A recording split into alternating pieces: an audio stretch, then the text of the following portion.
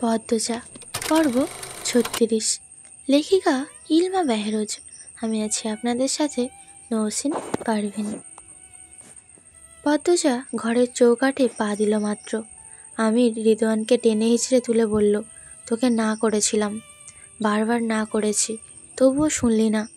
রিদওয়ান শক্ত দুই হাতে আমিরকে ধাক্কা মেরে ছুঁড়ে ফেলে দূরে। আমির আলমারির সাথে ধাক্কা খেয়ে আরও হিংস্র হয়ে ওঠে। রিদওয়ানের দিকে তেড়ে আসে। নূরজাহান দৌড়ে এসে পথ রোধ করে দাঁড়ায়। চিৎকার করে বলেন, কি হয়েছে তোদের? তোরা এমন করতেছস কেন? দাদু সরে যাও, মাদার ... বাচ্চারে আমি মেরে ফেলবো। তুই কি ভালো মানুষের বাচ্চা? তেজ নিয়ে বলল রিদওয়ান। আমির নূরজাহানকে ডিঙিয়ে রিদওয়ানকে আঘাত করতে প্রস্তুত হলো। তখন মুজিদ হাওলাদারের কর্কশ কণ্ঠ ভেসে আসে, যে যেখানে আছো সেখানে দাঁড়িয়ে থাকো। আমির মুজিদ হাওলাদারকে এক নজর দেখে শান্ত হওয়ার চেষ্টা করলো, পরেই জ্বলে উঠে বলল, আব্বা, আপনি জানেন না ও কি করেছে। পদ্মজা গোসল করছিল, ও লুকিয়ে লুকিয়ে দেখছিল। আমিরের কণ্ঠ থেকে যেন অগ্নি ঝরছে। ফরিনা, আমিনা, রানী সহ হাওলাদার বাড়ির কাজ করা দুজন মহিলা ছি করে উঠল।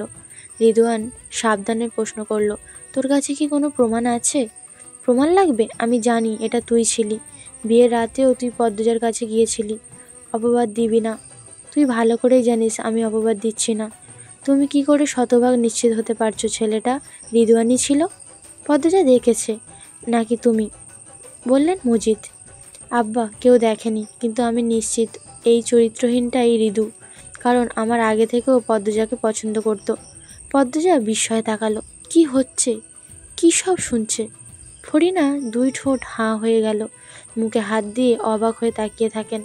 আমিনা বললেন, আপা, আমি আগেই কইছিলাম এই ছেড়ি বিনাশিনী, এই ছেড়ি রূপ আগুনের লাকাল, এই ছেড়ির জন্য এখন বাড়ির ছেলেদের ভেজাল হইতাছে। আমির আমিনার কথা শুনেও না শোনার ভান করল। মুজিদকে বলল, আব্বা, আপনি এর বিচার করবেন না, আমি ওকে মেরে ফেলবো। আর আম্মা এরপরও বলবে এই বাড়িতে রেখে যেতে পদ্মজাকে? আমাকে তো ফিরতেই হবে ঢাকা। পদ্মজাকে রেখে আমি কিছুতেই যাব না। মনে রেখো আব্বা, তুমিও কথাটা মনে রেখো, আমি তোমার ব্যবসায় আর নেই। যদি পদ্মজা আমার সাথে ঢাকায় না যায়, তুমি যেভাবে যাবা তোমার বউ তো সেখানেই যাইবা। বউ রেখে যাবা কেন? আর রিদওয়ান, তুমি আমার সাথে আসো, তোমার সাথে আমার বোঝাপড়া আছে।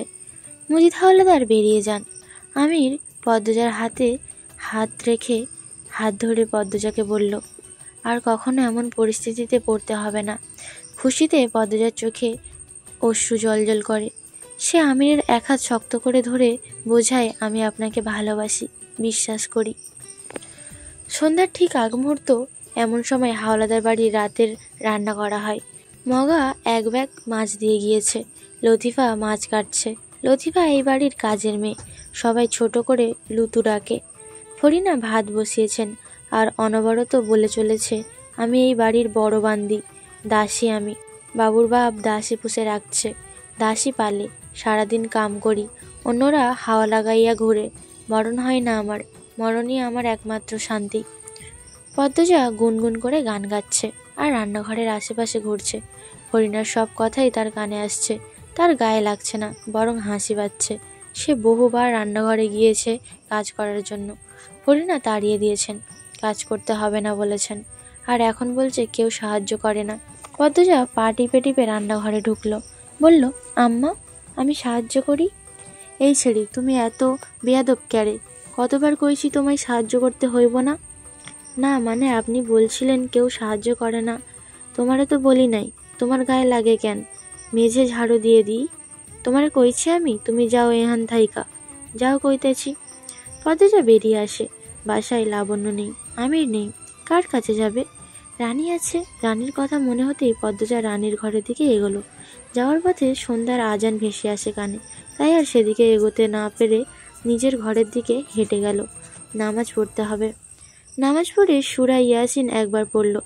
এরপর জানালা লাগাতে গিয়ে রানীকে দেখতে পেল। সেদিনের মতো জঙ্গলের ভেতর ঢুকছে। আর কিছু মুহূর্ত পার হলে চারিদিকে রাতের গাঢ় অন্ধকারে তলিয়ে যাবে। এমন সময় কি করতে যাচ্ছে ওখানে? এত সাহসী কি করে হয়? পদ্মজা হুড়মুড়িয়ে ঘর থেকে বের হয়। আজ সে এর শেষ দেখে ছাড়বে। লাবণ্য সবেমাত্র সদর ঘরে ঢুকেছে। পদ্মজাকে তাড়াহুড়ো করে কোথাও যেতে দেখে বলল, কিরে, কই যাস? পদ্মজা চমকে উঠল, এরপর বলল, এই তো এখানেই। কই ছিলি?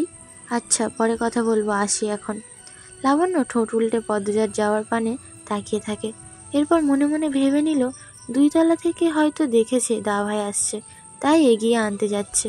সে নিজ ঘরের দিকে চলে গেল। পদ্মজা কখনো বাড়ির পিছনের দিকে যায়নি, এই প্রথম যাচ্ছে। বাড়ির ডান পাশে বিশাল পুকুর, কালো জল, অথচ বাড়ির সামনে পুকুরের জল স্বচ্ছ। 2 মিনিট লাগে শাকসবজির ক্ষেত পার হতে। বাড়ির পিছনে এরকম শাকসবজির বাগান আছে সে জানতো না। এরপর পৌঁছালো জঙ্গলের সামনে। সেখান থেকে অন্দরমহলের দিকে তাকালো। ওই তো তাদের ঘরের জানালা দেখা যাচ্ছে, আর একটা জানালাও দেখা যাচ্ছে। পদ্মজা কপাল কুঁচকে খেয়াল করলো এই জানালার গ্রিল ধরে কেউ তাকিয়ে আছে।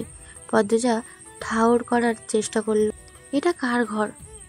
মনে হতে বেশি সময় লাগলো না, এটা রুম্পা ভাবির ঘর।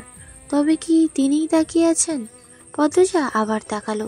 রুম্পা জানালার পর্দায় সরিয়ে হাত নাড়ায়। পদ্মজা মৃদু হেসে হাত নাড়ালো।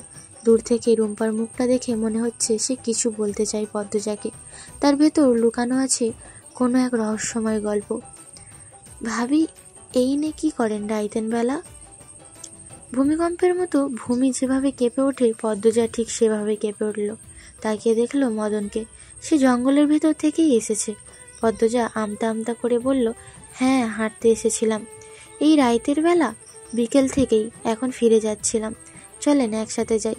জায়গাটা ভালো না ভাবি, আপনি হয়েছেন সুন্দরী মানুষ, জিন ভূতের আসর পড়বে। আপনি যান, আমি আসছি। আর কি করবেন এখানে? পদ্মজা জঙ্গলের দিকে তাকালো। অদ্ভুত এক অনুভূতি হয়। সব জঙ্গল অযত্নে বেড়ে উঠলেও এই জঙ্গল যেন যত্নে বেড়ে ওঠা। সে অন্ধকারে খোঁজার চেষ্টা করলো রানীকে, পেল না।